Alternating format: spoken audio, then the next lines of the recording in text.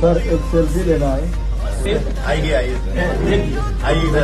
पवन सिंह जैसा दरिया दिल इंसान आप लोग किसी भी सुपरस्टार को नहीं देखा होगा। इस वीडियो में आप सभी देख सकते हैं पवन सिंह कितना ज्यादा खुश नजर आ रहे हैं, जो कि पहली बार आप सबने पवन सिंह का ऐसा वीडियो देखा होगा। एक फैंस ने पवन सिंह के साथ एक फोटो लेने की मांग करता है तो पवन सिंह पूरी तरह से खुश होकर के हंसते हैं और फिर बोलते हैं आइए सर आइए फोटो ले लीजिए।